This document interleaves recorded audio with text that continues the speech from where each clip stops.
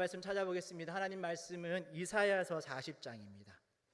구약 성경 1015페이지쯤에 있습니다. 구약 성경 1015페이지쯤에 이사야 40장 1절에서 5절까지 말씀, 우리 한 절씩 교독하고 마지막 절은 함께 읽겠습니다. 이사야서 40장 1절에서 5절 말씀 찾으셨으면 우리 한 절씩 교독하고 마지막 5절을 함께 읽겠습니다. 제가 먼저 읽습니다. 너희 하나님이 이르시되 너희는 위로하라, 내 백성을 위로하라. 너희는 예루살렘의 마음에 닿도록 말하며 그것에게 외치라.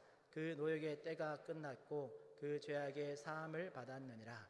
그의 모든 죄로 말미암아 여호와의 손에서 벌을 배나 받았느니라 할지니라 하시니라. 외치는 자의 소리여 이르되 너희는 광야에서 여호와의 길을 예비하라. 사막에서 우리 하나님의 대로를 평탄하게 하라. 도두어지며 산마다 언덕마다 낮아지며 고르지 아니한 곳이 평탄하게 되며 험한 곳이 평지가 될 것이요. 5절 함께 읽습니다. 여호와의 영광이 나타나고 모든 육체가 그것을 함께 보리라. 이는 여호와의 입이 말씀하셨느니라. 아멘. 네, 저는 오늘 말씀을 가지고 태산을 넘어 험곡에 가도라는 말씀 제목으로 말씀을 나누려고 하는데요. 우리 옆에 있는 분들과 이렇게 한번 인사하겠습니다. 먼저 저를 자신을 이렇게 가리키시면서 이렇게 따라 하시겠습니다. 은혜로 삽니다. 네, 은혜로 삽니다. 여러분 손을 앞으로 내시면서 옆에 있는 분과 나누겠습니다. 은혜로 삽시다. 네, 은혜로 삽시다.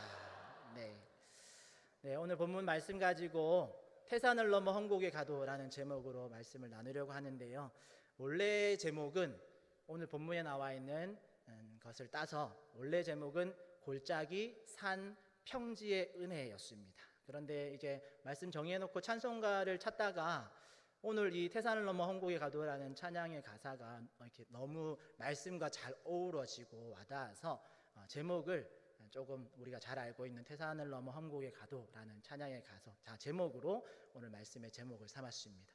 여러분들 이 말씀 이 제목 안에도 태산과 험곡이라는 산과 골짜기에 대한 언급이 있고 또 찬양의 가사를 여러분들 보시면 결론 부분이 나올 주제도 그 찬양에 다 담겨져 있습니다. 이 정도로 말씀드리면 오늘 말씀의 흐름을 대충 이제 아시겠죠. 그래서 오늘 이 시간에는 오늘 본문 말씀과 또 성경 전체에서 나오는 골짜기와 산과 평지와 같은 우리의 삶에 대해서 조금 생각해 보려고 합니다. 본론에 들어가기 앞서서 오늘 본문의 말씀을 간단히 정리해 보면 오늘 본문은 1절의 말씀에서 볼 수 있듯이 하나님께서 너희는 위로하라, 내 백성을 위로하라 라는 명령으로 시작됩니다. 참고로 이사야서는 66장으로 구분되어져 있고 대부분의 신학자들이 이 신구약 성경 66권의 구성과 비슷한 구조로 되어 있다라고 말하는 책입니다. 그 중에서 1장부터 39장까지는 구약 39권 구성처럼 믿음의 선조들의 희노애락과 또 이스라엘이라는 민족의 이 흥망성쇠가 기록되어져 있는 책이지요. 또 이스라엘이라는 민족의 시작과 같은 그런 인물이자 이름도 이스라엘이라고 불리우는 야곱의 그 인생의 한 줄 평이라고 할 수 있는 야곱이 창세기 보면 자신을 뭐라고 애굽 바로에게 소개하냐면 내가 험악한 세월을 보냈습니다 라고 평가하거든요. 그렇게 이스라엘에 대한 그런 기록이 이사야서 1장부터 39장까지 내용에 묵시와 또 현실의 이렇게 역사적인 이야기들이 번갈아 가면서 비유로 기록되어져 있죠. 그리고 오늘 우리가 읽은 이사야서 40장은 마치 신약 27권의 첫 번째 책이 여늘리는 것과 같은 이야기로 시작됩니다. 그래서 다시 한번 우리 40장 1절 아까 자막이 먼저 떴는데 1절을 한번 같이 한번 읽어보겠습니다.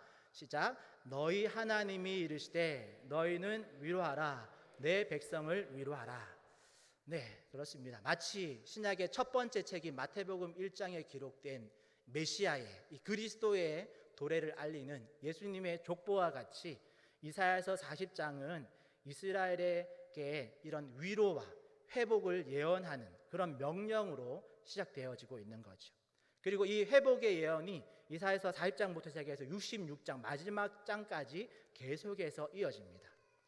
그러니 어떤 면에서 오늘 본문에 기록된 이 하나님의 명령이 너희는 위로하라, 내 백성을 위로하라는 이 명령을 통해서 우리가 알 수 있는 것은 하나님은 언제나 이 자신의 백성이 잘 되기를 원하시고 또 바른 길을 가기를 원하신다라는 것이죠. 그리고 이를 위해서 때때로는 경고도 하시고 심판을 명하시지만 거기서 마치지 않고 언제나 위로하시고 회복을 말씀하시는 분이 우리 하나님이시다라는 것을 알 수 있습니다. 이렇게 이사야서 40장부터 66장까지는 위로를 선포하고 회복을 약속하시는 그런 하나님의 묵시로 구성되어져 있습니다. 그래서 오늘 이 시간에는 특별히 성경에 나와 있는 인생의 여정에서 만나게 되어지는 장소들, 그 장소들을 세 가지로 이제 성경에서 대표적인 세 가지 장소로 구성하는데, 골짜기와 산과 평지에 대해서 살펴보고 또 그 길에서 발견되어지는 위로인 하나님의 은혜에 대해서 조금 생각해 보려고 합니다. 그래서 그 중에 첫 번째는 우리가 삶을 살다 보면 또는 성경을 읽다 보면 성경의 여러 인물들도 보게 되고 내 주변에 있는 여러 이웃들도 보게 되어지고 때로는 나 자신을 돌아보게 될 때가 있습니다. 그런데 그렇게 우리의 삶의 여정을 돌아보다 보면 한 사람도 예외 없이 그냥 똑바로 수평선과 같은 그런 인생을 사는 사람들은 없습니다. 모두가 이런 우여곡절을 겪는 것이 우리의 인생이죠. 그래서 성경은 이런 인생의 우여곡절을 골짜기, 산, 또 평지와 같은 장소로 비유하곤 합니다. 그래서 성경에 나와 있는 이런 장소들을 간단히 정리해 보면 하나의 도표로 정리해 볼 수 있는데, 도표 한번 띄워 주실까요? 글자가 작아서 잘 보일지는 모르겠는데 하나씩 설명드리겠습니다. 성경에 보면 골짜기라는 표현들이 자주 나옵니다. 그게 어떤 다른 표현으로는 깊은 곳 또는 수렁, 음부라는 단어를 사용하기도 하고, 대표적인 골짜기 하면 우리가 잘 알고 있는 구약의 에스고 골짜기, 뼈가 가득했던 그런 에스고 골짜기라고 생각해 볼 수도 있고, 그 골짜기에서 말하는 건 대부분 그 골짜기는 음침한 곳, 전쟁에서는 아주 위험한 곳, 거기 갇히면 빠져나올 수 없는 그런 위험한 곳들을 골짜기라고 표현하기도 하고, 반대로 여기에 숨으면 찾기 어려운 곳을 골짜기로 표현하기도 합니다. 그리고 골짜기와 관계되어 있는 인물들 번뜩 떠오르는 건 대부분 다윗과 같이, 다윗도 골짜기와 광야에 많이 숨어 있었고요. 특별히 욥과 같은 인물들은 정말 인생의 골짜기를 아주 깊이 체험한 그런 인물들로 소개되어지죠. 그래서 골짜기에서 우리에게 주는 어떤 의미들과 또 상징적인 것들은 숨겨주신다 또는 거기서 이제 건져내시는, 그래서 구원의 은혜가 있는 장소가 골짜기이죠. 우리 시편 23편 4절의 말씀에 보면 우리가 잘 아는 이런 말씀이 있습니다. 내가 사망의 음침한 골짜기를 다닐지라도 해를 두려워하지 않을 것은 주께서 나와 함께 하심이라. 주의 지팡이와 막대기가 나를 안위하시나이다 라는 이런 말씀이 대표적인 골짜기에 관계되어져 있는 말씀이죠. 두 번째로 산에 대해서 살펴보면 구약에서 산은 거의 힘을 상징합니다. 그리고 하나님의 임재하신 장소를 보통 상징할 때 이제 산에 대한 이야기를 합니다. 그래서 호렙산이나 시내산, 구약에는 에발산, 그리심산, 이렇게 다양한 산에 대한 언급들이 나오는데, 그러다 보니까 과거에 이방 민족들이 이스라엘의 하나님을 산신으로 정의하는 경우도 있었습니다. 그래서 호렙산에서 모세가 하나님의 율법을 받아 내려와서 그때부터 어떻게 보면 공식적인 하나님의 백성 이스라엘이라는 민족이 시작되었다, 이렇게 생각하는 사람들은 하나님을 산신으로 그렇게 이해하는 사람들도 있었습니다. 그래서 그만큼 산은, 성경에서 말하는 산은 하나님과 가까운 곳, 하늘에 가까이 닿아 있어서, 그리고 또 반대적인 의미도 있습니다. 산을 이제 교만한 장소, 아주 높은 장소인데 거기는 교만하기 쉬운 장소로 소개되기도 하고, 그래서 때때로는 이 산이 심판을 받는 모습으로 이렇게 묘사되어지기도 합니다. 그래서 심판의 대상이 되어지는, 또는 아주 큰 문제, 내 앞을 가로막고 있는 어떤 큰 문제로 소개되어지기도 하죠. 어쨌든 이런 산이 갖고 있는 의미 중에서 그 의미들을 요약해 보면 결과적으로는 산이 갖고 있는 상징들을 통해서 우리가 알 수 있는 건 하나님께 나아간다라는 의미, 그리고 높이 올라간다라는 의미를 가지죠. 물론 그 높이 올라간 곳에서 교만하면 이렇게 무너질 수 있지만 조심해야 되지만, 어쨌든 이 산에 갖고 있는 의미들로 우리에게 주는 대표적인 의미는 승리와 그리고 어떤 정복의 그런 은혜가 있다라는 것을 우리에게 말해줄 때 사용되어집니다. 산에 대한 대표적인 본문은 우리 여러분 잘 아시는 본문일 텐데, 스가랴 4장 7절 말씀 우리 한번 같이 읽어볼까요? 시작. 큰 산아 내가 무엇이냐, 그가 머릿돌을 내어 놓을 때에 무리가 외치기를 은총이 그에게 있을지어다 하리라 하셨고, 아멘. 여기서도 큰 산을 문제거리라고 상징하는데 하나님께서 그것을 평지가 되라라고 명령하심으로써 그 문제들을 해결하시는 그런 하나님의 그런 놀라운 능력을 찬양하고 있는 본문입니다. 세 번째로는 우리 평지에 대해서 살펴볼 수 있는데요. 평지는 뭐 앞에 나온 골짜기나 산보다 조금 일반적인 평범한 그런 장소 같아 보이는데 성경에서는 평지를 많은 사람이 모일 수 있는 곳으로 설명합니다. 그리고 많은 사람이 모일 수 있고 살기 편한 장소이죠. 그런데 그렇게 많은 사람들이 모이고 살기 편한 장소에 반대적인 의미가 있는데 그게 뭐냐면 바로 죄가 간영하기 쉬운 우상 숭배가 쉽게 일어나는 타락의 그런 장소로 이 평지를 설명하기도 합니다.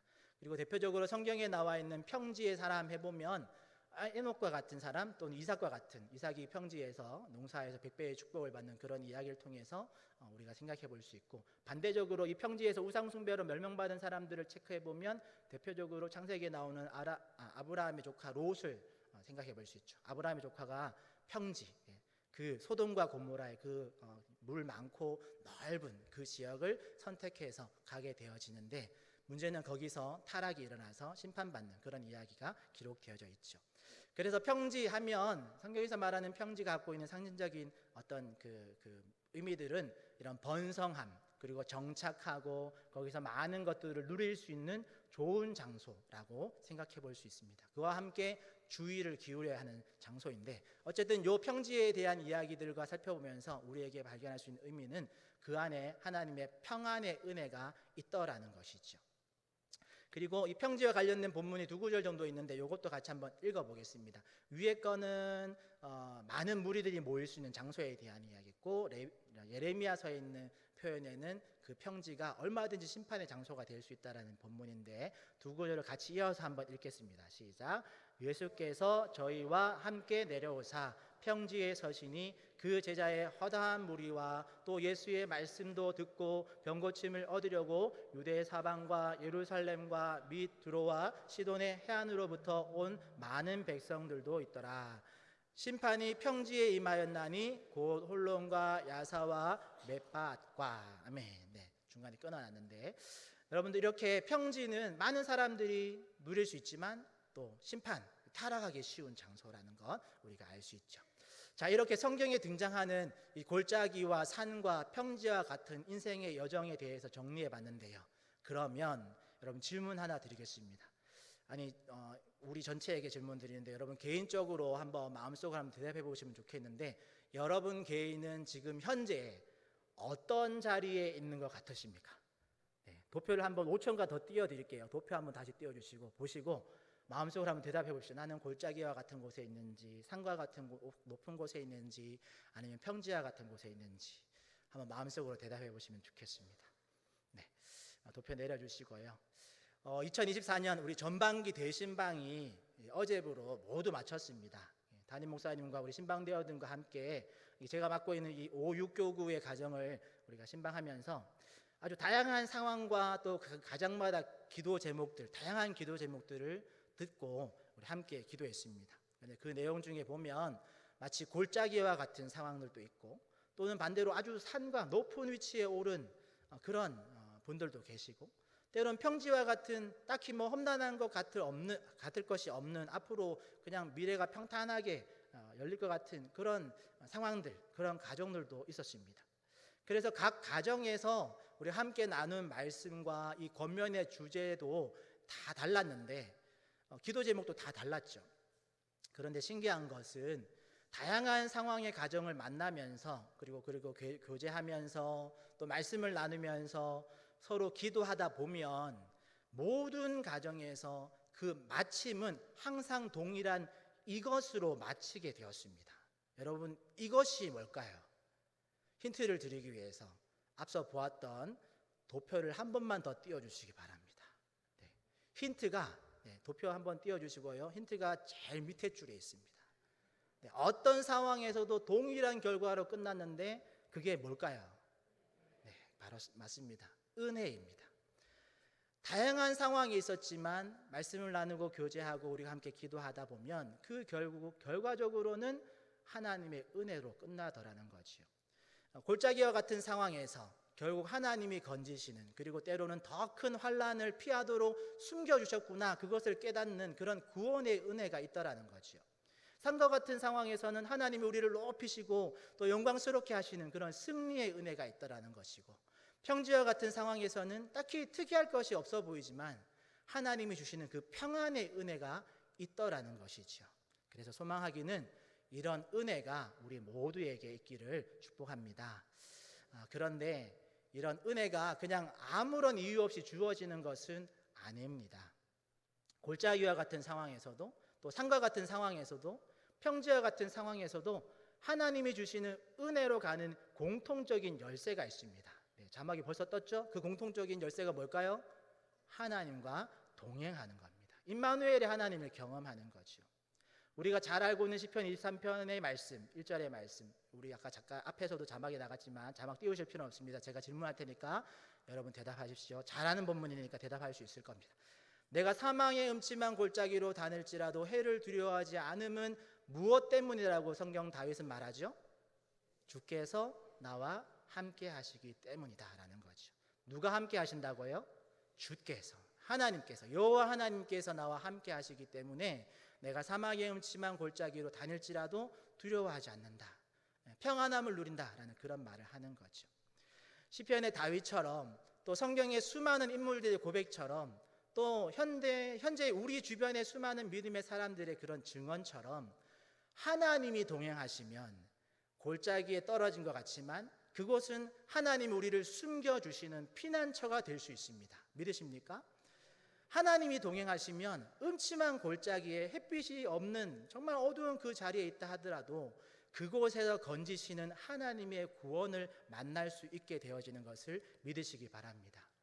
여러분, 진짜 맛있는 음식이나 진짜 귀한 보화는 이런 숙성의 시간, 연단의 시간을 잘 통과한 것들입니다. 마치 억울한 누명을 쓰고 감옥에 갇혀서 십수년 동안 그 시간들을 아주 눈물로, 또 어떤 침묵, 이런 것들로 보냈던 요셉과 같이 하나님이 때론 우리를 철저히 잊어버리신 것 같은, 그런 골짜기에 처박아 넣어 두신 것 같은 그런 시간을 보내는 분들이 계실 수도 있습니다. 그러나 여러분, 요셉이 그 골짜기와 같은 시간을 성경 말씀 보면 형통하게 보낼 수 있었던 유일한 이유는 바로 하나님과 동행했기 때문임을 기억하시기 바랍니다.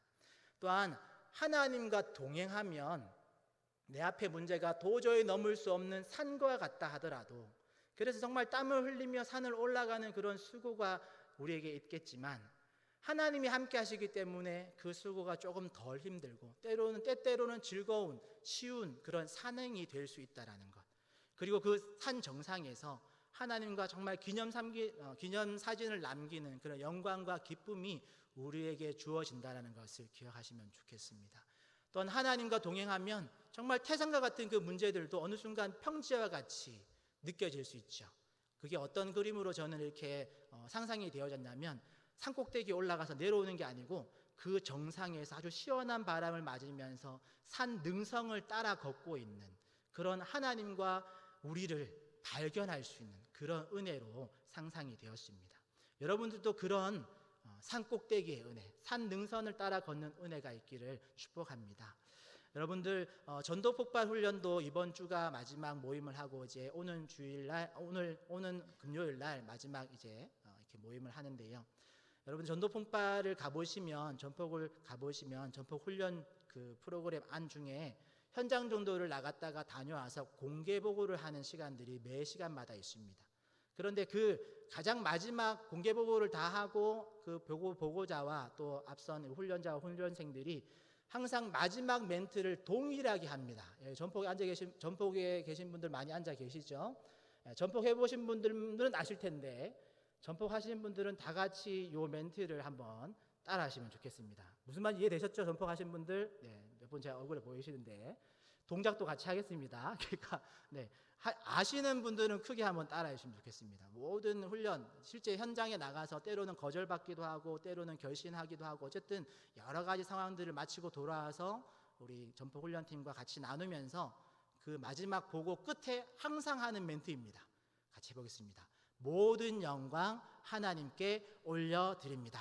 네, 손 드신 분들은 전폭하신 분들이고, 뭐지 저거 하는 분들은 아직 전폭하실 수 있는 분들입니다. 네, 그래서 여러분들 전도 폭발 훈련에 많은 관심과 또 참여하시면 좋을 것 같고, 지금 요 멘트만 배우는 게 아니고 거기서 전도에 필요한 많은 또 중요한 훈련들과 또 교육들을 받습니다. 그래서 여러분들 꼭 전도 폭발 훈련에 많이 참여해 주시고 여러분 관심 가져주시면 좋겠습니다. 그걸 오늘 말하려고 한 건 아니고, 우리가 산 꼭대기에 섰을 때 그것도 거기까지 인도하시고 거기까지 이끌어 주신, 거기까지 동행해 주신 분이 바로 하나님이다라는 것을 기억한다라는 거죠. 그래서 그 산 꼭대기를 그냥 나 혼자 정복한 것이 아니라 내 옆에 하나님이 나보다 더 땀 흘리시면서 서 계신다라는 것을 우리가 안다면 우리는 결코 그 산 꼭대기에서 하나님의 은혜를 모른 척 지나가서는 안 될 줄 믿습니다. 그럴 때에 이런 멘트를 날리는 겁니다. 모든 영광 하나님께 올려드립니다 라고 해요. 끝으로 우리 하나님과 동행하면 여러분, 내 생활이 너무 무미건조하고 내 생활 보니까 저주도 없는 것 같고 복도 없는 것 같은 그런 평지와 같은 시간을 보내고 있을 수도 있습니다. 여러분, 그런데 그런 평지와 같은 시간을 보내고 있다면 여러분, 그 자리가 하나님과 동행하면 그 자리가 얼마나 평안하게 하나님과 대화할 수 있는 자리인지를 깨닫게 될 수 있습니다. 여러분, 하나님과 동행하면 앞서 잠깐 도표에 나왔던 인물처럼 에녹은 성경에 한 절밖에 기록되어 있지 않은 인물입니다. 그런데 그 한 절에 성경은 에녹을 뭐라고 소개하냐면 하나님과 동행한 사람으로, 그래서 죽음이라는 큰 슬픔을 겪지 않고 하나님 품으로 간 사람으로 성경이 기록하고 있고, 후대의 많은 사람들이 에녹을 부러워하는 그런 사람으로 소개되어져 있습니다. 그리고 따지고 보면 제가 여러분들에게 아까 앞서 질문했지만 여러분들은 어느 위치에 있습니까? 라고 질문했죠. 골짜기와 산과 평지 중에 어디 위치에 있습니까? 질문했는데 저도 이 질문을 저의 스스로에게 먼저 날려보면 저는 평지를 걷고 있는 것 같을 때가 많습니다. 물론 제 인생에 죽을 고비를 여러 번 넘기는 시기도 있었습니다. 근데 그때는 제가 기억도 잘 안 날 만큼 아주 어렸을 때에 유치원 들어가기 전에 저 같은 경우에 이제 그 일남 삼녀 중에 아들 하나 있는 게 이제 죽을 고비 여러 번 넘기면서 부모님이 다 예수님 믿게 되시고 지금까지 달려온 그런 가정이라서, 그런데 제 기억에는 제가 막 병원에 실려가고 막 급히 부모님께 업혀가고 그 부모님 말로는 그 작은 그 아기에게 주사 바늘을 더 꼽을 수 없을 만큼 주사를 많이 맞았다고 하는데, 그래서 건강한지는 잘 모르겠지만 어쨌든 그런 시기를 보냈는데 저는 기억에 나지 않습니다. 그런데 믿음이 생기고 나서 하나님을 인격적으로 만난 이후로는 제가 딱히 어떤 깊은 골짜기 같은 그런 느낌을 받거나 또는 아주 높은 산에 오른 것 같은 그런 아주 큰 감정의 기복은 별로 없이 그렇게 살아왔던 것 같습니다. 그렇다고 아무런 어려움 없이 아무런 기쁨 없이 살았다는 말은 아닙니다. 상황과 환경 그 안에 풍파가 여전히 있었지만 제 심령의 상태가 항상 잔잔한 호수와 같은 그런 삶을 살고 있는 것 같다라는 거죠. 어찌 보면 이런 것도 어떻게 보면 평지의 은혜가 아닐까라고 생각해 봅니다. 결론적으로 오늘 말씀을 정리해 보면 여러분, 소망하기는 우리에게도 이런 하나님과 동행하는 은혜가 넘치시기를 예수님의 이름으로 축복합니다. 그리고 내 자신을 돌아보았다면 이제는 우리의 눈을 들어서 우리 주변에 있는 교우들을 돌아보시고 더 나아가서는 우리의 이웃들을 돌아보실 수 있었으면 좋겠습니다. 혹시 내 주변에 하나님이 없이 정말 골짜기에 처박혀 있는, 그래서 어두움을 헤매고 있는 사람은 없는가 여러분 한번 돌아볼 수 있었으면 좋겠습니다. 또는 젊은 나이에 또는 이제 어느 정도 기반을 닦고 정말 산 정상에 올라가 있는 것 같은 일명 성공한 사람을 여러분 주변에 알고 계신 분들이 있다면, 그런데 그 사람이 그 상 정상에서 야호 부르고 있는 그 사람에게 만약 하나님이 없다면 여러분, 그 산 정상에 있는 그분은 조만간 내려와야 되는 그런 결과를 맞이하게 되겠죠.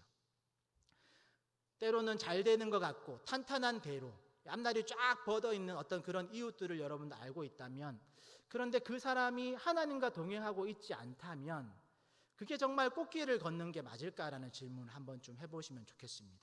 아무리 꽃길을 걸어도, 여러분 평생 꽃길을 걸어도 하나님과 동행하지 않으면 그 길 끝에는 천국이라는 표지판이 없을 수 있습니다.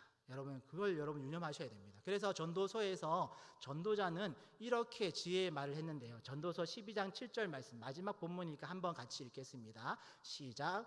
흙은 여전히 땅으로 돌아가고 기억하라. 아멘. 여러분, 이 말씀이 전도자가 솔로몬이 자신의 평생을 산 이후에 마지막 회고록과 같은 말씀으로 여러 많은 아주 어록들을 남겨놨는데, 그 중에 이 말씀을 여러분들이 기억해 본다면, 우리가 흙으로 돌아가기 전에, 우리의 영이 하나님께 돌아가기 전에 기억할 것이 있습니다. 그게 뭐냐면, 내가 하나님과 동행하고 살았는가.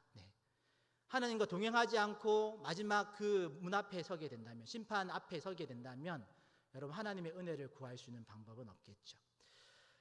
여러분, 하나님이 함께하지 않는 사람이 있다면 그 인생, 어떻게 보면 제가 이렇게 써놨는데, 그 인생 왜 사는 걸까? 무슨 낙으로 살까? 이렇게 제가 써놨는데, 여러분, 어차피 하나님이 없이 만나는 골짜기는 그냥 막막한 골짜기. 그래서 죽고 싶을 겁니다. 당연히 죽고 싶겠죠. 하나님이 없이 만나는 산꼭대기, 거기는 이제 내려와야 되는 그런 아쉬움이 가득한, 그래서 아쉬워서 더 이상 내려가고 싶지 않아서 거기 계속 있고 싶어서 죽을 것 같을 겁니다. 또는 하나님이 없이 만나는 평지, 그 평지의 삶은 너무 심심해서 죽을 것 같을 겁니다. 어쨌든 하나님이 없는 삶은 결과적으로는 죽음을 향해서 가는 삶일 뿐이다라는 거죠. 그러기에 혹 우리 주변에 하나님 없이 골짜기와 산과 평지를 걷고 있는 인생들이 있다면, 여러분, 우리가 가지고 있는 이 하나님의 은혜의 열쇠를 꼭 전해주시기를 바랍니다. 하나님과 동행해야 된다라고요. 하나님과 동행해야지만 우리의 이후의 삶도, 또 이 현실의 삶도 하나님과 동행함으로 받는 놀라운 은혜가 있다는 것을 여러분들이 알려주시고 복음을 전하시는 여러분 되었으면 좋겠습니다. 하나님과 동행하면 그곳이 사망의 음침한 골짜기라도 두렵지 않다라고 소개해 주십시오. 하나님과 동행하면 그것이 높은 산 꼭대기라도 교만하지 않고 겸손히 산 능선을 따라 거닐 수 있는 은혜가 있다라는 것을 여러분들의 삶으로도 가르쳐 주시고 알려주시고, 또 하나님과 동행하면 그것이 아주 무미건조한 평지와 같더라도 오히려 거기서 더 평화롭게 일상을 살아갈 수 있는 은혜가 있다라고 여러분 꼭 알려주시기를 바랍니다. 그리고 이것이 우리 각자의 간증이 되기를 축복합니다. 오늘 5절의 말씀처럼 여호와의 영광이 나타나고 모든 육체가 그것을 함께 보는 역사가 있기를 축복합니다. 그래서 골짜기에 계신 분은 그 자리를 털고 일어나서 하나님이 베푸신 구원의 은혜를 간증하는 날이 속히 오기를 축복합니다. 또 산에 올라가 계신 분은 하나님이 주신 그 승리의 은혜를 찬양하면서 모든 영광을 하나님께 올리는 그런 간증의 기회를 잊어버리지 말고 놓치지 않기를 축복합니다. 또 평지에 계신 분들이 계시다면 그 평안의 이유가 하나님과 동행하고 있음을 잊지 마시고 평안의 마음을 주신 하나님과 더 친밀한 삶을 간증하는 은혜가 있기를 축복합니다. 이렇게 우리 각자는 다 각자 다른 상황, 각자 다른 길을 걸어갑니다. 하지만 우리 모두는 동일하신 하나님 한 분과 동행함으로 하나님의 은혜라는 길을 함께 걸어가는 구미 강동교회 모든 성도가 되시기를 예수님의 이름으로 축복합니다. 기도하겠습니다.